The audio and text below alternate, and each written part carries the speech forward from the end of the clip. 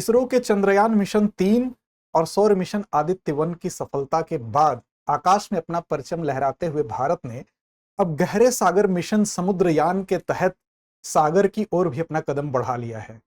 आज की हमारी चर्चा कुछ इसी से संबंधित होगी। नमस्कार, मेरा नाम है अमिताभ और दृष्टि आईएएस के इन-डेप्थ श्रृंखला में आपका स्वागत है। क्या है हमारी आज की चर्चा का बिंदु, तो देखते हैं भारत का डीप ओशन मिशन। आज इसी के संबंध में हम समझेंगे कि परीक्षा के दृष्टिकोण से यह क्यों महत्वपूर्ण है। सबसे पहले हम देखेंगे वो बिंदु जिनके अंतर्गत आज की चर्चा केंद्रित होगी।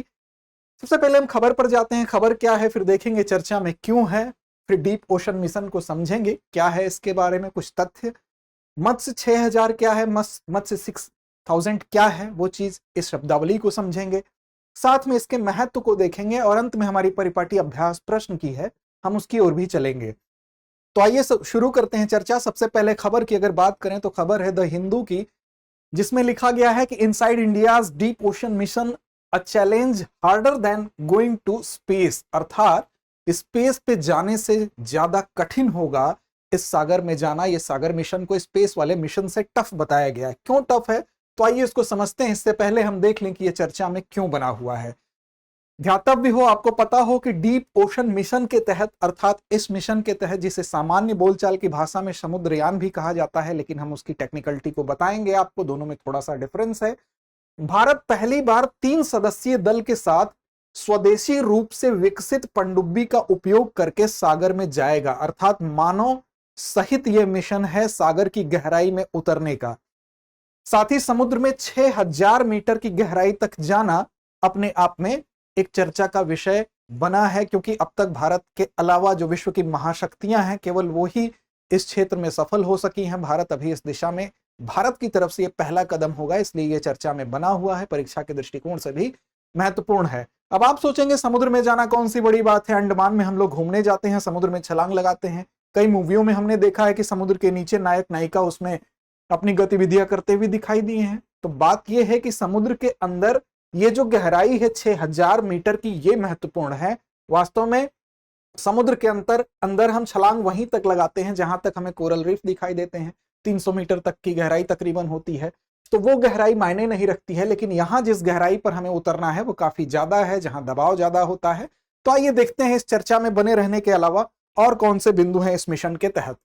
डीप ओशन मिशन की अगर बात करें तो सबसे पहले कुछ चीजों को समझना आवश्यक है कि 200 मीटर की गहराई से नीचे अगर हम उतरते हैं तो कहा जाता है उसको डीप सी, अर्थात समुद्र की गहराई वास्तव में 200 मीटर के बाद से शुरू होती है और वहां से खनिज निकालने की जो प्रक्रिया होगी उसको डीप सी माइनिंग कहा जाता है। अर्थात 200 मीटर से ज्यादा समुद्र में उतरकर जो माइनिंग की घटना होती है वो डीप सी के अंतर्गत डीप सी माइनिंग कहलाती है। अब भारत ने 2016 में परमिशन लिया एक संस्था के द्वारा। अब आप देखें यहां पर भारत है, तो अगर हिंद महासागर में कहीं उसको अपने ईईजेड के अलावा, ईईजेड तो आप समझते ही होंगे कि 200 समुद्री मील की दूरी के अलावा जो दूरी होती है वो ईईजेड के अंतर उसके बाद बाहर आएगी। तो 200 समुद्री मील के बाद अगर कोई हमें गतिविधि करनी है तो उसके लिए हम मनमानी गतिविधि नहीं कर सकते हैं, उसके लिए हमें एक संस्था द्वारा परमिशन लेने की आवश्यकता पड़ती है। तो आप देखेंगे 2016 में भारत ने हिंद महासागर में पॉलीमेटेलिक सल्फाइड अर्थात पीएमएस, एक इसको ध्यान रखेंगे आप, पीएमएस की खोज करने के लिए इंटरनेशनल सीबेड अथॉरिटी यानी आईएसए से उसने परमिशन लिया, उससे पूछा और उसके बाद उसने अनुमति दी और 15 साल का एक कॉन्ट्रैक्ट साइन हुआ, जिसके तहत यह हुआ कि आप यहां पर अपनी गतिविधियों को जारी रख सकते हैं। इसी कॉन्ट्रैक्ट में भारत को हिंद महासागर में जो क्षेत्र आवंटित किया गया वहां पर पीएमएस की खोज करने की उसको परमिशन दी गई, उसको अधिकार मिलता है। अब आप देखेंगे कि आईएसए को 10,000 किलोमीटर में 15 साल तक पीएमएस की खोज करने की अनुमति मिलती है। अर्थात ये कहा गया इस संस्था के द्वारा, आईएसए के द्वारा, कि आप 10,000 किलोमीटर तक समुद्र में ईईजेड के बाहर जो एरिया था उसमें आप अपनी गतिविधियां कर सकते हैं, अपनी खोजबीन कर सकते हैं।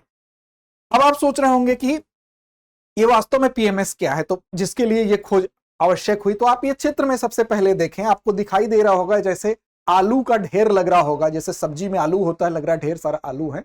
तो समुद्र की तलहटी में, इसी गहराई पे, जिस गहराई की हम बात कर रहे हैं उतरने की, उसके तलहटी में ये संरचना पाई जाती है। ये खनिज होते हैं एक प्रकार के, जो अगर आकार की बात करें तो ये चट्टानों से निकाले जाते हैं, जिन्हें पॉलीमेटेलिक नोड्यूल्स कहा जाता है।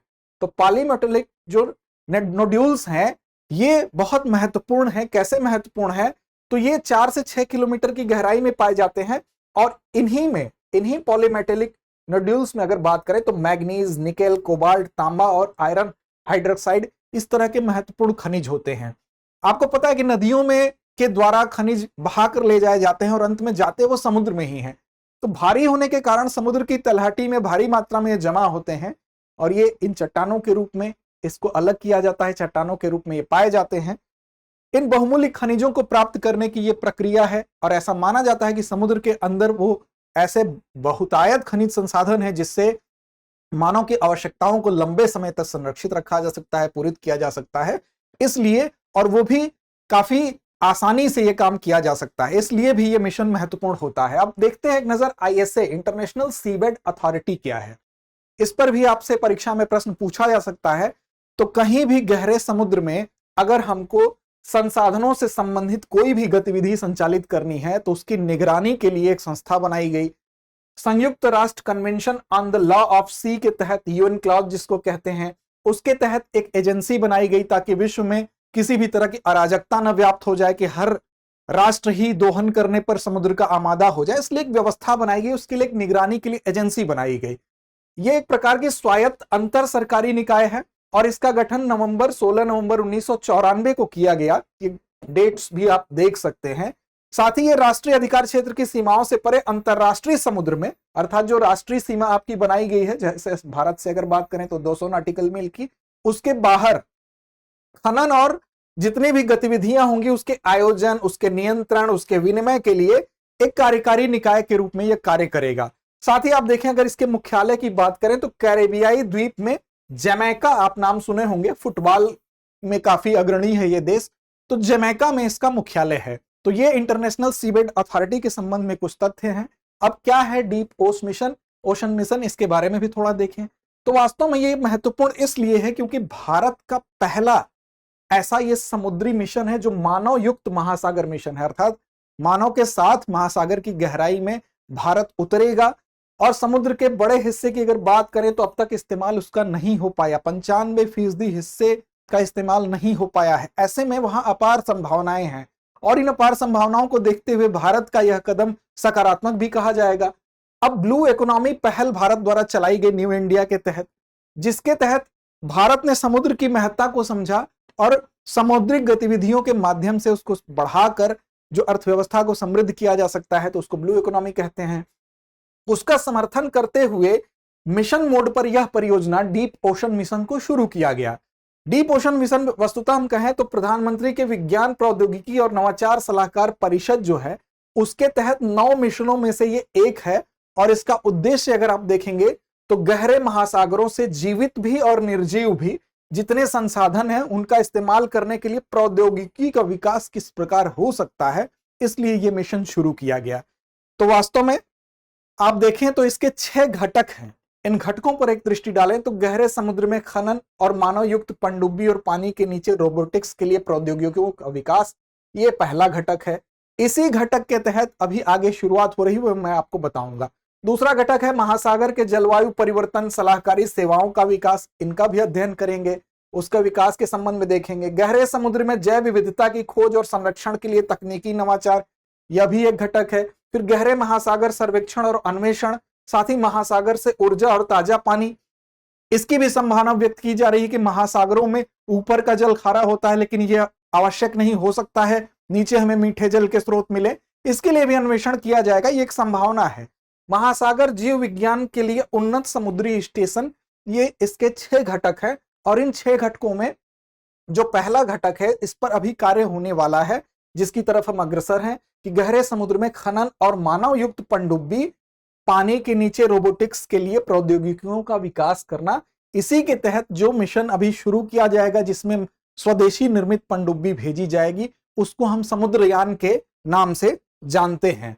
अब देखिए ये संस्थान की अगर बात करें तो ये बहुसंस्थागत है, अर्थात इसमें कई संस्थानों का सहयोग मिल रहा है। किसका मिल रहा है? तो समुद्र जीवन संसाधन और पारिस्थितिकी केंद्र CMLRE, भारतीय राष्ट्रीय महासागर सूचना सेवा केंद्र, राष्ट्रीय तटीय अनुसंधान केंद्र NCCR, राष्ट्रीय ध्रुवीय और महासागर अनुसंधान केंद्र एनसीपीओआर और राष्ट्रीय संस्थान महासागर प्रौद्योगिकी एनआईओटी, ये संस्थान इसके सहयोगी हैं जो इसको सहयोग प्रदान करेंगे। इसीलिए कहा गया कि बहुसंस्थागत निकाय है जिसमें कई संस्थान सहयोग कर रहे हैं और चरणबद्ध तरीके से इसको लागू किया जाएगा। 5 वर्ष की अवधि निर्धारित की गई है, 2021 से 2026 की अवधि, जिसमें कई चरणों में इसको मुद्रा भी आवंटित की गई है, पैसा भी, सहयोग भी दिया जा रहा है। और इसके अनुमानित लागत की बात की जाए तो 4077 करोड़ एक अनुमानित लागत है जो कि बढ़ भी सकती है। अब देखें डीओएम के एक भाग के रूप में, अर्थात हम देखें तो भारत के गहरे महासागर मिशन समुद्रयान की शुरुआत, जो पहला घटक बताया गया उसके तहत जो समुद्रयान मिशन है उसकी शुरुआत 2021 में एक मंत्रालय द्वारा शुरू हो रहा है। कौन सा मंत्रालय है? तो पृथ्वी विज्ञान मंत्रालय द्वारा इसको शुरू किया गया है। अर्थात अगर नोडल मंत्रालय पूछा जाए आपसे तो आप पृथ्वी विज्ञान मंत्रालय बताएंगे समुद्रयान के लिए। समुद्रयान के साथ भारत मध्य हिंद महासागर में समुद्र तल से 6000 मीटर की गहराई तक पे अपने 3 यात्रियों को अपने स्वदेशी पनडुब्बी की सहायता से अंदर उतारेगा, जिस पनडुब्बी का नाम अगर बात करें तो मत्स्य 6000 उसका नाम है। अब देखें इसमें प्रक्रिया क्या होती है। तो एक जहाज पानी का आप देखे होंगे, उस पानी के जहाज की सहायता से यहां से इस प्रकार के कुछ संरचना बनाई जाती है जिससे कि इस जो स्वदेशी पनडुब्बी होगी उसको नीचे लॉन्च किया जाएगा। और ये समुद्र के तल पर चुनौती क्या होती है, यहां समुद्र के तल पर इसको उतारा जाता है। समुद्र की सतह नमी युक्त होती है, कीचड़ होता है, दलदली भूमि टाइप का मामला होता है, उसमें असुविधा होती है। साथ ही यहां पर समुद्री दाब की आप कल्पना करें 6000 मीटर नीचे होगा तो दाब का स्तर क्या होगा। ऐसे दाब पर सामान्य रूप से चीजें फट जाएंगी।